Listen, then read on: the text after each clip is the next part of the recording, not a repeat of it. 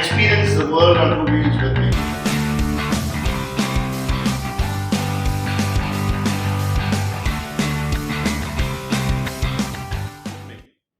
I'm Raj, and tomorrow is a very important day for me. Today is the 8th of March 2022. Tomorrow, the 9th, I'm starting off on a 100-day solo motorcycle ride from the United Kingdom, and then I'm going to make my way through Europe, through Turkey, Iran, and eventually all the way down to the Arabian Gulf Coast. So the plan is to ride from the UK, head in from England into Scotland, Wales, Scotland, and then cross over into Ireland. From Ireland, I will come on to France and then make my way east and eventually come up to Iran and then head back to Central Europe where I will be terminating my ride, hopefully by around the end of June or so. So what I'm trying to do here is to see whether this is a sustainable model, whether I enjoy being by myself on a motorcycle for a long, sustained period of time, and also to see whether it is possible to live like this on a full-time basis. So maybe if it is enjoyable, maybe I will make it a lifestyle choice at some point in my life. Now, all of you, or some of you who are interested in this kind of a trip or who are planning something like this, perhaps you can join me while I'm on this trip, and together we can discover what there is to discover out there. So I welcome you all, and I hope you will enjoy and stay with me during the course of this trip and encourage me. If you like the videos that I put up, please share and subscribe. And always feel free to tell me what I should be doing next in case you don't like what I'm doing. I'm going to have a very freewheeling, easygoing time just by myself. I'm not going to be bound by anything. So let me see how this goes. So let's go together and enjoy ourselves. So I want to take you over the route that I'm going to take, and I'm really excited because I think this is going to be quite a ride wherein I really don't have to go in a certain direction. I can go wherever I want to go. So that in itself is so exciting, and I'm really excited about it. So let me just show you which way I'm going. Originally, the plan was that I would start from here, which is the UAE, work my way into Iran, take the ferry that is from Sharjah to Bandar Abbas, and then head up into Iran and then go into Turkey and eventually make my way west through Europe and then to the UK. That was the original plan. But unfortunately, this crossing proved to be very expensive because I checked up with the Motor Touring Club here in the UAE, and the cost of just issuing the Carnet de Passage for Iran was like 1,150 dirhams, which is, might as well give them the bike and tell them to keep, because the ferry was about 1,600 dirhams. The ferry for myself, I mean, this 1,600 is for the bike, 550 for myself, 1,150 for the Carnet issue, and then a 12,000 dirham deposit for the bike. My bike is not worth 12,000 dirhams, and God forbid, if I cannot bring it back for some reason, then I'm out of pocket as well. So altogether, just to get it across from the UAE to Iran was almost 3,500 dirhams. So I thought, no, rather than that, and also the problem is if I get up there, finish my ride and come back, I'll have to apply for another visa for Iran, and that's going to be more complicated because currently there are no problems for me. I already have visas for the UK, I have visas for the Schengen Union, so there is no problem. For Turkey, I can get an online visa. It is very easy as long as I have current Schengen or US visas. But for Iran, I have to apply for a code, and then I have to approach the nearest embassy, and then I have to go jump through the hoops, which I don't mind, like if it's a one trip, but if I have to come back the same way, that'll be another problem, plus I've got to pay all this. So I said, no, let's wait up here.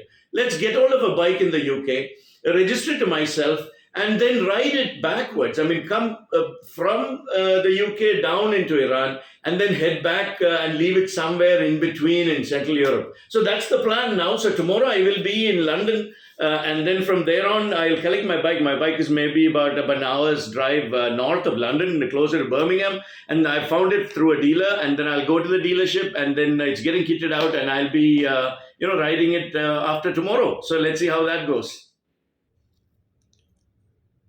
So the plan is to start from here, from London, close to London, and then head up north, here through Wales, and then through Scotland, and then do the circuit here of the northern part of Scotland, and then head into Ireland, and then ride along the Atlantic coast. They call it the Wild Atlantic Way, and then head back into England, then cross the channel into France, and then along the south of France rather than go north. I'd rather not go north because the weather, even this part of the world, I think now is pretty cold.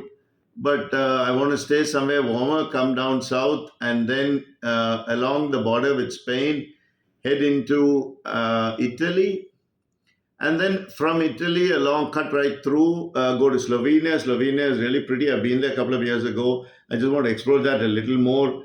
And then through Serbia, the Croatia, Serbia, head into, this is Serbia here, and head into Romania and keep away from the Romanian Ukrainian border because we all know what's going on there. Then come down south into Bulgaria and then head into Turkey and cut right through Turkey, and then hopefully cross the border here with Iran, and then go down south all the way to, so Tehran is here, and then come down south through Shiraz and all that, and then come closer to the Persian Gulf or the Arabian Gulf coast. So this was the bike that I was planning to take with me through Iran, Turkey, and to Europe and to the UK. That was the original plan. This is the KLR 650, the Kawasaki. It's a 2016. I've ridden it now for maybe a little more than a year and a half. And it is a bike that I can really depend on because wherever I go, I jump over things. I fall down, it's still, unbeatable. It'll just get up and keep running.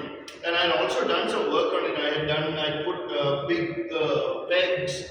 I had put most of the aftermarket stuff. I had put handlebar risers, the engine, the fairing guard. I put another slightly taller windshield and done whatever I needed to do, soft saddlebags. So it was quite ready. And my yellow colored duffel bag would have actually gone well with this. It would have all been nice and yellow from behind and in front. So I was looking forward to that, but unfortunately, this is what happened. So, but I'm happy about it because I've now got a Kawasaki itself. It is a 2018 Versus 300X. So that is the smaller version of the Versus. It's a twin cylinder 300cc bike. I think it's a derivative of the Ninja 300's engine. So it revs a little high, but still, yeah, I've read some good reviews about it. So I'll tell you later why I decided upon that bike and what were the different reasons or there is some logic behind the choice of bike. It's not just a random choice. So I'll go into that a little later.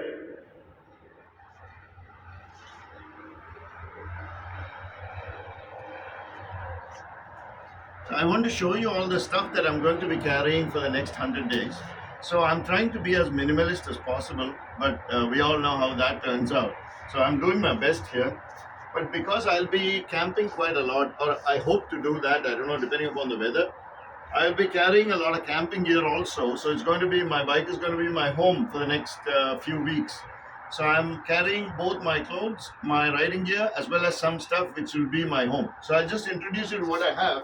So everything has to fit into this yellow bag here, which is a waterproof duffel. It is a 66-liter duffel. So the plan is that all the stuff that I need to take with me has to go inside that, plus these little two knapsacks, the small ones. They will all roll up and then go inside the duffel. So one will have clothes, the other will have the little bits and pieces. So let's just go through what all I'm taking with me. Primarily this area, this is my home. That is my two-man tent. I chose a two-man tent because I wanted some space inside a tent in case it rains. I got to put my stuff inside, my boots and gear. Then I have my sleeping bag here, which is supposed to go down to about 0 degrees centigrade. So I will see how that works. And then I have a self-inflating sleeping mat, which is, I've tried it out. It's quite a nice one. And this here is my little cooking kit. So it has everything, a saucepan, it has a small kettle, and it has also a pot, like a saucepan. And along with that, I have this lovely little stove. It's called an MSR Pocket Rocket, and this one is uses a butane canister, which is available pretty much everywhere. So it's really good. I've tried it out a few times and I really enjoy it. It's quite a nice one. And this here is my little air pillow. So it's an inflatable air pillow. So that should work as my pillow. And here is a windshield in case it gets windy and I need a sort of windshield around the stove. So the rest here, this is some cutlery, and I've got a little folding or a rubber sort of a collapsible mug here, which is quite nifty actually, because it just sort of collapses into this little thing here.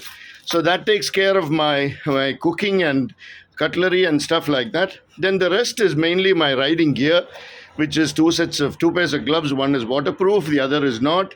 And I have my jacket and my boots and my riding trousers here. All of them I will be wearing, so I don't need to pack them up. I just need them when I take it with me now. And here I have a hydration pack. It's a 2 liter hydration pack. Also works as a 10 liter knapsack, so that's fine. And here are some basic tools which I'll be carrying just in case I need to remove the wheel or something. And I have chain lube here and a little bit of this and that, like tape and stuff like that. Other than that, the rest of it is pretty regular stuff which I would use if I was traveling. The most important thing here is I have a drone here, which is called the Mini 2, the Mavic Mini 2. So it comes with the whole combo pack. So I'm going to see if I can get some drone shots. I'm not very good at it yet. I tried it out, but let's see how that works. Then that is my hip bag. I'll be carrying my important documents. I've got my passport inside a waterproof little pouch and my international driver's license and stuff and whatever else I need to access like immediately while I have it around my hip. So the rest is mostly like here I have uh, a mobile phone holder for the bike which I bought. I haven't got one on the bike that I have there in the UK now, so I have to fit that as well as a USB, USB dual USB little outlet that I have to wire in. Plus, I'm going to be using a couple of GoPros, so I've got these little bits and pieces for the GoPro.